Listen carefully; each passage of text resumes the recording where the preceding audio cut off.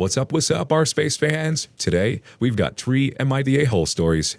Hope you like, First up, am I the a-hole for telling my girlfriend to live with the decision she made? Me and my girlfriend Autumn, fake name, had our child 8 months ago. We were college students before the baby, and are college students now. We weren't and still aren't rich, but before the baby, we were relatively comfortable. We had to struggle a few times, but we could pay our bills on time and put food on the table. We didn't have to panic at the end of every month, basically. Also, I used protection. When we found out Autumn was pregnant, she seriously considered whether or not she wanted an abortion.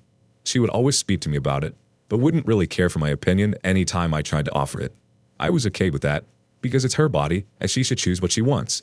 When she finally did ask, however, I gave her my honest opinion. I told her that I love her and will support whatever decision she makes, but we simply don't have any money to support a baby. And if she chooses to have the baby, we'll be struggling badly. Fast forward a few months later, and she'd permanently decided she wants to keep the baby. I support her, obviously. It's now been 8 months and 2 days since the birth of my daughter. The problem here is that every other day, she complains and lets it be known that she wouldn't have chose to have our baby if she knew we'd be in such a financial situation. Finally, after 8 months, I got fed up. I told her, the facts are you chose to have a baby, and you're not going to say every day how you regret having her, but you grown up and live with the decision you made. She responded by telling me how I chose to have a baby with her too, and how I need to support her. Basically, she started yelling, and I just took our daughter and left. It's been a few days since this happened, and she has said multiple times she doesn't think she's wrong. I really just want a third opinion. Am I the asshole? In my opinion, OP, I don't think you're the a-hole. I get that it's hard to have a child, especially in a financially unstable situation. But I think parents should never ever say that they regret having their kids. Kids never need to hear their parents say that. And if parents say it every day, it's only a matter of time before the kid picks up on it. She's 8 months old now, but she is learning to understand language. Everything she hears, while she may not understand the words yet, are being ingrained in her subconscious memories and may affect her as she grows older. She understands a ton now. Pretty soon, she'll understand words and be saying words herself. Do you and your girlfriend want her to know from a young age what a burden she is? Time to stop saying she was a mistake, and time to stop thinking of her that way. Both of you need to accept the decision you made, or decide if your child would be better off if you gave her up for adoption, so you can start over with people who would love her and be glad to have her. That was a good opening story. How about this next one? Am I the a-hole for uninviting my family from a wedding because they want to share it with my sister? To preface this, we only got engaged about 10 weeks ago and have plans for November 2021, but if there's still issues at the time, we'll postpone. My sister, we'll call her Rosie, and I have always had a complex relationship, but my bigger problem is her fiancé, we'll call him Mick, who I detest with my entire being. Mick is like a caricature of the phrase toxic masculinity. One time, my daughter, age 7, painted my son, age 5, and my fiancé's nails. And Mick called my son and fiancé sissies because they had nail polish on. He's also hit on me in the past and slut-shamed me. So yeah, hate him. Fiancé also hates him. My parents want us to invite all about 40 people to our wedding. Our guest list is only 20 guests. So the agreement we came to was they pay for 2/3 of the wedding, as they had 2/3 of the guests. So far, all we have arranged is a venue. And it's a good thing we did, too, because there's only 3 venues in the area, and November 2021 was the earliest date any of them had available. Rosie and Mick got engaged last week. Rosie has looked for venues, and the first available date is April 2022. Mom and Dad told us today that we will now be having a double wedding. Everyone involved is aware of the issues we have with Mick. We refused to share the wedding. My parents said they were paying for 2/3 of it, so they should have the final say. I responded that they don't get a say on who is getting married. They said I was being immature and should learn to share the spotlight. And I said that my issue was seeing Mick sit next to my fiancé at the altar. My parents tried to young lady me, I'm nearly 28, saying that Rosie can't get anything in the next 18 months and it wasn't fair to make her wait that long. Plus, if they're paying for well over half the wedding and won't be interfering on anything else, we should allow this. I then said that we would pay for the entire wedding ourselves and go back to our original guest list, minus my parents, Mick and Rosie, and then hung up. I definitely just snapped in the moment, but the idea of sharing my wedding with Mick gives me a visceral negative reaction.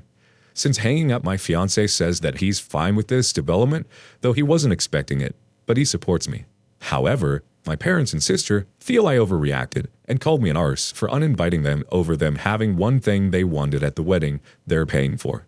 I felt pretty confident in my choice, but then my brother, who hates Mick as much as we do, said I needed to calm the F down and that the logical response here would have been to return my parents' money and remove their guests, not to uninvite my parents from my wedding entirely, and said unless I fix it, I'd be going full bridezilla.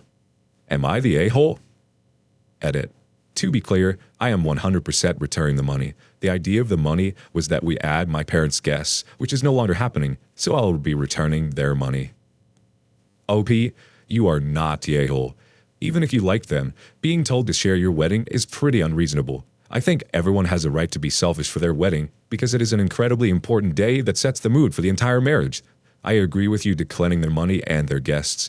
Good for you for standing up to them. Also, if possible, make sure to call your venue and any vendors you book and set up a password for making any changes to the event, along with looking at a security personnel to help rid any unwanted party members crashing the event.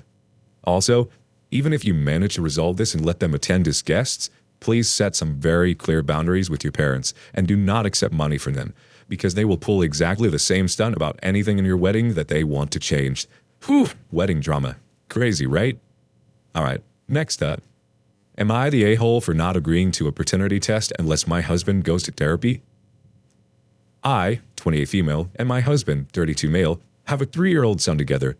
There has never been any doubt that my husband is the father. I've never given him any cause for concern that I cheated on him. He acknowledges all of this. Last week, he came to me and said that for the last few months, he has been plagued, his word, but the anxiety that our son is not his.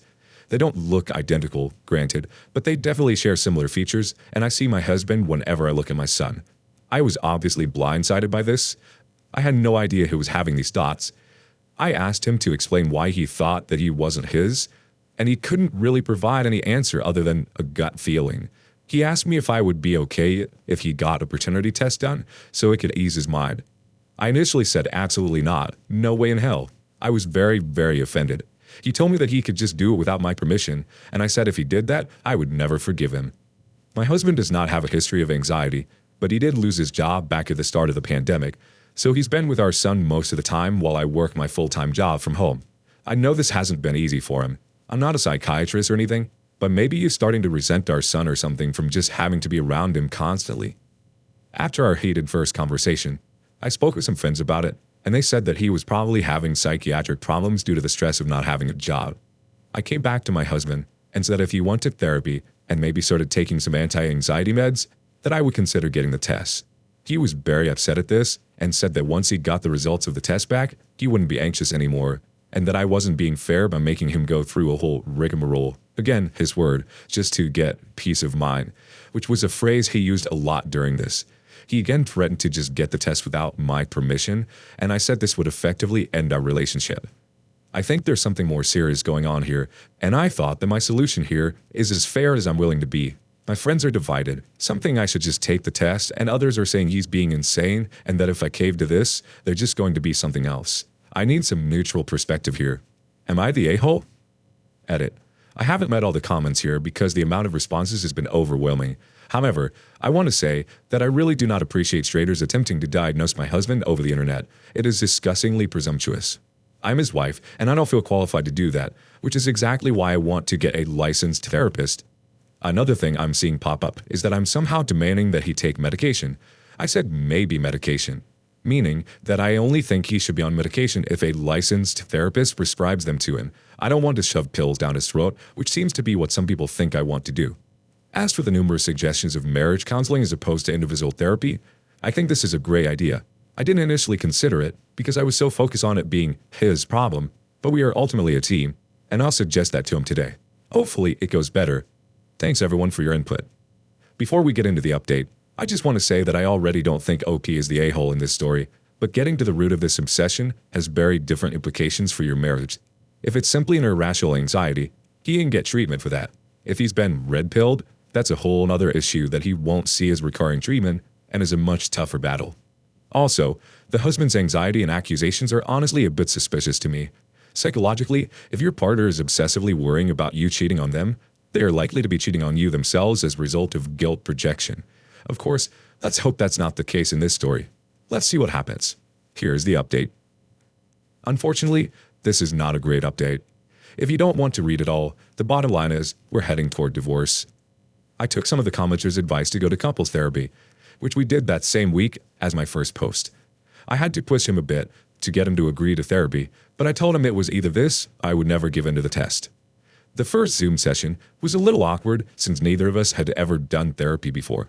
After listening to both of us, she basically said that she thought we should do the test to see if that eases his anxiety, and that if it doesn't, which at the time was my concern, that we could go from there.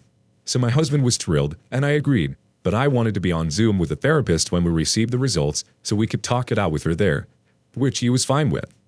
So, we do the test, and we did our Zoom session with our results were in. And surprise, surprise, the paternity test says he's 99% likely to be the father. He didn't appear to be relieved or happy or anything of what I expected. Maybe this was unfair, but I did expect him to cry and maybe apologize to me for his lack of trust. This wasn't just my imagination, though, because when the therapist asked him in our first session how he would feel if the test came back saying he was the father, he said he would feel relieved. But he was angry. He kept saying that it was over and that he didn't want to talk about it. He kept repeating, "It's done," over and over when the therapist would try to ask a question about how he was feeling. And he was obviously not listening when I tried to talk about my feelings. And when I told him I wanted to talk about it, he yelled at me, which he never does. What else is there to effing talk about? I was mortified that he was talking to me this way in front of a therapist, and she said we should schedule a new session once he had time to process. After the session, he wouldn't look at me or speak to me. That he was so upset that he was our wonderful son's father made me absolutely lose my mind.